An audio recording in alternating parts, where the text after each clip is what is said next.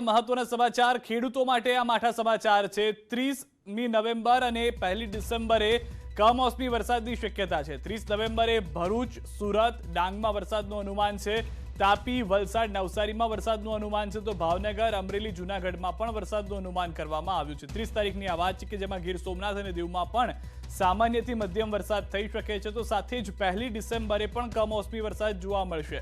કયા કયા વિસ્તાર હશે રાજ્યના 1લી ડિસેમ્બરે, તો તેમાં પોરબંદર, રાજકોટમાં વરસાદની શક્યતા છે। જૂનાગઢ, અમરેલી, ભાવનગરમાં પણ વરસાદનું અનુમાન છે।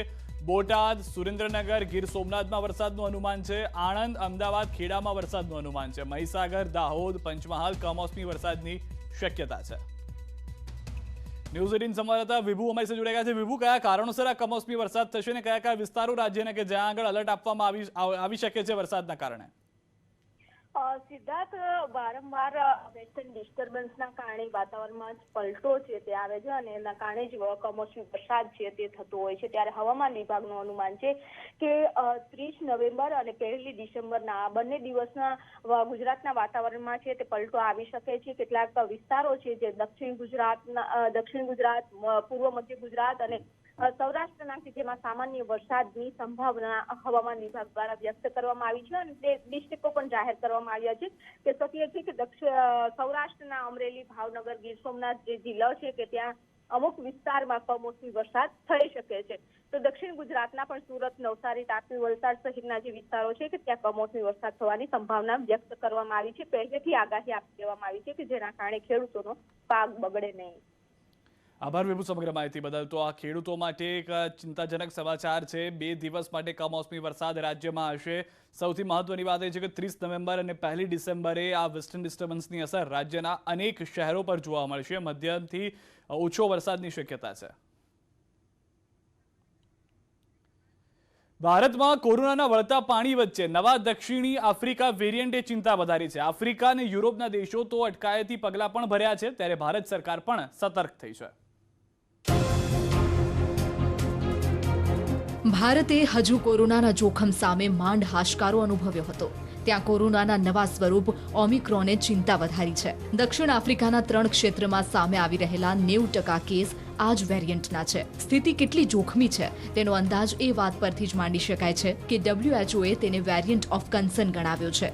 ચિંતાની વાત તો એ છે કે ઓમિક્રોન વેરિયન્ટથી કોરોનાની નવી લહેર ત્રાટકવાનું જોખમ તોડાય છે, કેમ કે આ વેરિયન્ટ ડેલ્ટા કરતાં 7 ગણી ઝડપથી સંક્રમણ ફેલાવી રહ્યો છે। અત્યાર સુધીમાં સૌથી ઝડપી સંક્રમણ ફેલાવનારો વેરિયન્ટ ડેલ્ટા હતો, જેને કારણે દુનિયામાં ત્રીજી લહેર આવી હતી। ઓમિક્રોન ઝડપથી મ્યુટેટ પણ થઈ રહ્યો છે। અત્યાર સુધી તેના 32 મ્યુટેશન સામે આવ્યા છે। યુરોપિયન યુનિયનના તમામ 27 દેશોએ આફ્રિકાના 7 દેશોમાંથી આવતી જતી ફ્લાઇટ પર પ્રતિબંધ મૂક્યો છે। ભારતમાં હજુ સુધી સાઉથ આફ્રિકા વેરિયન્ટે દસ્તક નથી દીધી, પરંતુ કેન્દ્ર સરકાર સક્રિય થઈ ગઈ છે।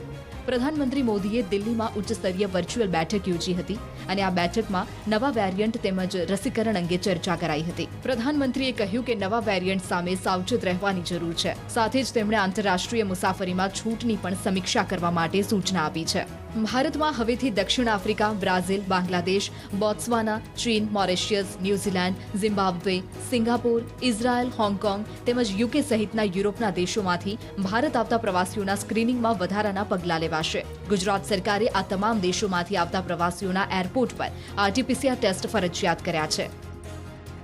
खास एयरपोर्ट पे ही जिसका पासपोर्ट हांगकांग से हो, बोट्सवाना से हो, साउथ अफ्रीका से हो, उसकी पूरी स्क्रीनिंग चेकिंग भी करने का इंतजाम भारत सरकार ने भी कर लिया है और गुजरात में भी जितने अपने एयरपोर्ट है वहाँ पर भी ये व्यवस्था करके वहाँ पर उसका स्क्रीनिंग भी हो जाएगा। અમે પણ એલર્ટ છીએ। અહીંયા કોઈ પણ ફ્લાઇટ દુબઈથી જેમાં એ લોકો ત્યાંથી આવ્યા હોય એ આપણે જોઈ રહ્યા છીએ અને એ આવે છે કે તાત્કાલિક તમામ જે પ્રોટોકોલ છે એનું અમલ કરવામાં આવે છે। કોરોનાનું દક્ષિણ આફ્રિકા વેરિયન્ટ દેખાડે છે કે કોરોના હજુ ગયું નથી। સાવચેત રહીને જરૂરી પગલાં લઈને જ બચી શકાય છે। Bureau report, news 18 Gujarati. આ તરફ વડોદરા દુષ્કર્મ કેસમાં પોલીસ ખાલી હાથ હોવાની વાત છે। મારી દીકરીએ આપઘાત નથી કર્યો તેવું મૃતકની માતાનું કહેવું છે। નાનામાં નાનું બાળક પણ કહેશે કે આ આપઘાત નથી। હું અંતિમ શ્વાસ સુધી નહીં માનું કે મારી દીકરીએ આપઘાત કર્યો છે તેવું નિવેદન તેની માતાએ આપ્યું।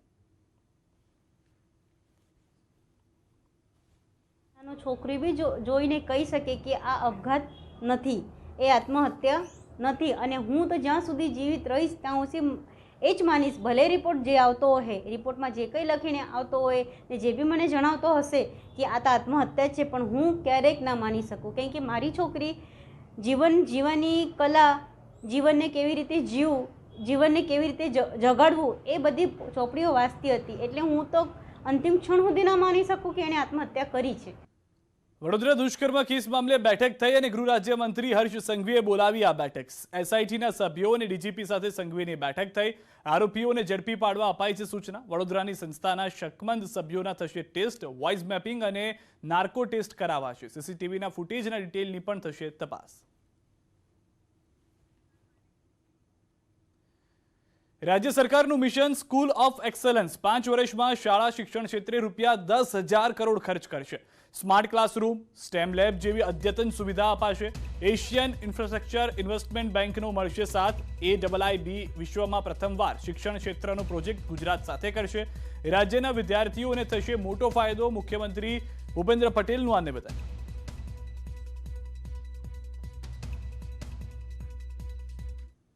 આ તરફ રાજ્ય સરકારે વિદ્યાર્થીઓ માટે મોટી જાહેરાત કરી છે. હવે ધોરણ 9 થી 12ની પરીક્ષામાં હેતુલક્ષી પ્રશ્નો 30% પૂછાશે, જ્યારે 70% વર્ણનાત્મક પ્રશ્નો હશે. હવે વિદ્યાર્થીઓ માટે અચ્છે દિન આવી ગયા છે. ધોરણ 9, 10, 11 અને 12માં પરીક્ષાને લઈને અગત્યનો નિર્ણય રાજ્ય સરકાર દ્વારા લેવામાં આવ્યો છે. ધોરણ 9, 10, 11 અને 12માં હવે સામાન્ય પ્રવાહમાં હેતુલક્ષી પ્રશ્નો 30% પૂછાશે, જ્યારે 70% વર્ણનાત્મક પ્રશ્નો પૂછાશે, જેને પરિણામે રાજ્યના 29 લાખ વિદ્યાર્થીઓને અભ્યાસમાં ફાયદો થશે. સાથે સાથે સ્પર્ધાત્મક પરીક્ષામાં વિદ્યાર્થીઓને ફાયદો થશે તેવો દાવો રાજ્યના શિક્ષણ મંત્રીએ કર્યો છે. હેતુલક્ષી પ્રશ્નો 9, 10, 11, 12 સામાન્ય પ્રવાહમાં એ 20% પૂછાતા હતા.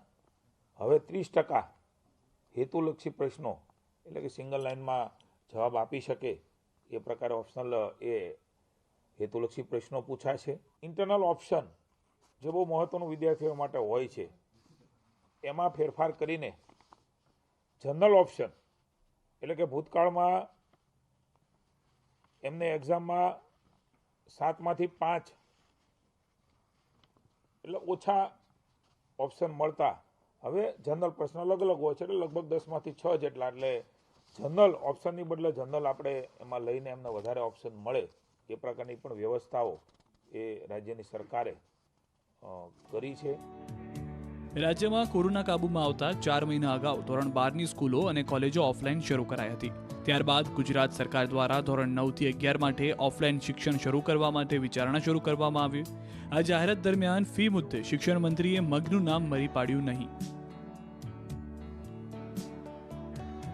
Bureau report, news 18 Gujarat.